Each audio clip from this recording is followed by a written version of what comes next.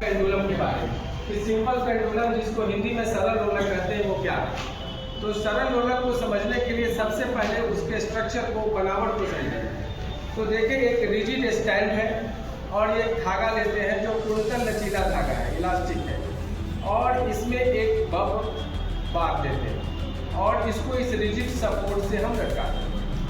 अब ये पूरी व्यवस्था सरल लोलक कहलाएगी।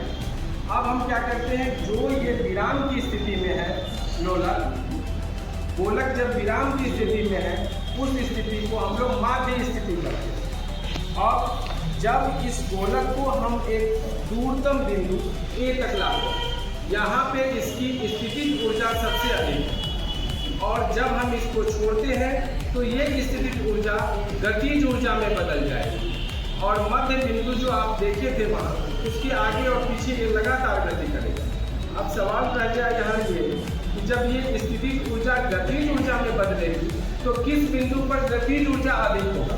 तो जो उसका माध्य बिंदु था वहाँ पे गतिज ऊर्जा सबसे अधिक होगा और स्थितिज ऊर्जा इसकी सबसे अधिक दूरतम बिंदु पर होगी। यहाँ दो दूरतम बिंदु हमको मिला, एक जो हम आगे की तरफ लिए और दूसरा जो हम पीछे की तरफ लिए, और माध्य स्थिति के आगे और पीछे ये गति कर रहा है। इस व्यवस्था में हम देख रहे हैं कि थोड़ी देर में ये जो बब है रेस्ट में आ जाएगा, विराम की स्थिति में आ जाएगा। अब कोई पूछे आपसे कि ये विराम की स्थिति में क्यों आया, तो चूंकि इस कमरे में हवा मौजूद है और हवा के घर्षण के कारण धीरे धीरे इसकी गति में परिवर्तन होगा, मंद होता जाएगा ये, और मंद होते होते अंततः ये फिर विराम की स्थिति में आ जाएगा और माध्य स्थिति में आ जाएगा।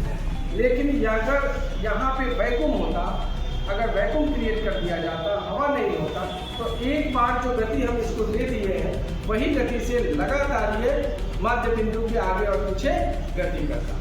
इस तरह की गति को हम लोग सरल आवर्त गति भी कहते हैं। आगे हम ऊपर की क्लास में ये देखेंगे कि सरल आवर्त गति क्या होते हैं, उसके इक्वेशंस क्या हैं और कैसे हम उसको कैलकुलेट करते हैं। Thank you.